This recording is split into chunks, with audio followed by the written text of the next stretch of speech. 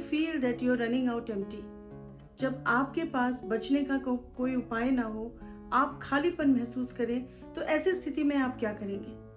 कैसे बचाएं उस बिगड़ते हुए बच्चे को? कैसे डूबते हुए बिजनेस का सामना करें? कैसे विषम परिस्थितियों का सामना करें? प्रियो, क्या इसका कोई जवाब है? एलिया की कहानी हमें सिखाती है कि विषम परिस्थितियों में भी हम परमेश्वर के वचन पे भरोसा रख के और उनकी आवाज को सुन के आगे बढ़ सकते हैं। हमारी कहानी का मुख्य पात्र एलिया है, जो जंगल से आ रहा है, जहां पानी के छोटे नाले ने उसे अब तक जीवित रखा है। परमेश्वर ने कौवों के द्वारा सुबह और शाम उसके भोजन का प्रबंध किया है। जब नाला सूख चुका था तो परमेश्वर के द्वारा एक नई चुनौती उसका इंतजार कर रही थी। आगे क्या होता है, आइए मिलके देखते हैं। खुदा के कलाम के साथ एक बार फिर से आपको पास्टर ऐना का सलाम। प्रियो, एलिया का विश्वास पुख्ता हो गया है। उसे समझ में आ गया है कि परमेश्वर अजीब व गरीब तरीके से भी उसके भोजन का, उसके रहने का और उसका प्रबंध कर सकता है। परमेश्वर की आज्ञा के अनुसार सीदोन में सारपत नगर में उसे जाना था और वहां पर सिटी गेट में, शहर के फाटक में एक विधवा उसे मिलेगी जो उसके लिए भोजन का प्रबंध करेगी। परमेश्वर की आज्ञा उसने मानी और वो चल पड़ा।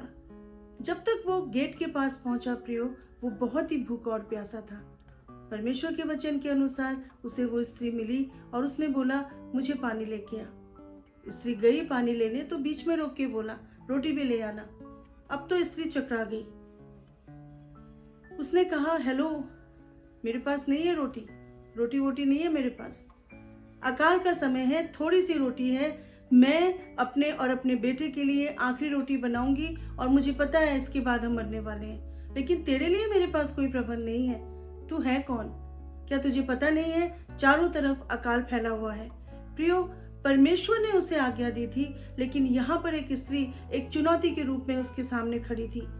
सारपत नगर में उसने देखा कि वो स्त्री तो खुद ही मृत्यु के कगार पे है, मैं इससे क्या मांगू?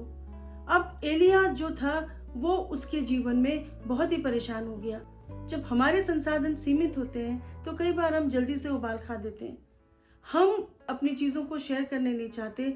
लोगों को लगता है हम स्वार्थी हैं, परंतु असल बात तो ये है कि डर हमें चीजों को शेयर करने से रोकता है, क्योंकि हमें खुद पता नहीं है कि आगे चल के हमारा क्या हश्र होने वाला है।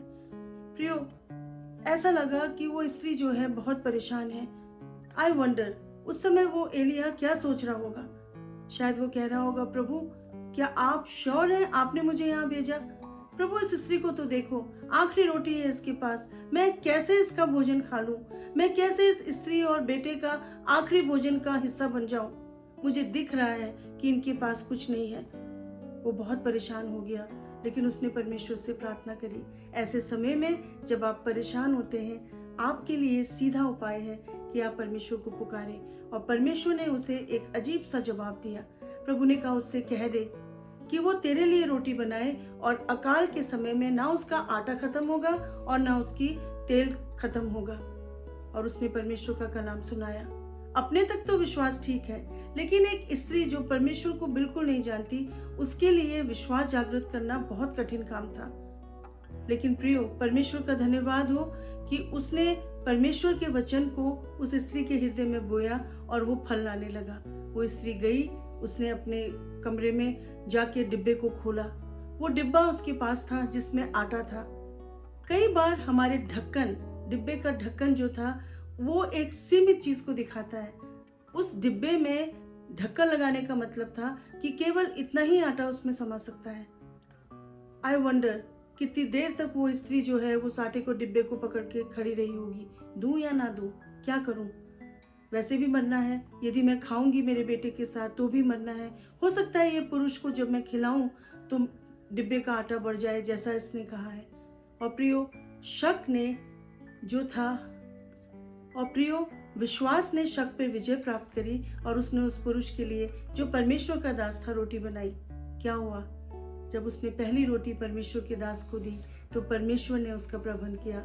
एक दिन और बहुत सारे दिन, जब तक अकाल खत्म नहीं हुआ, वो रोटी परमेश्वर के दास और उनका प्रबंध करती रही।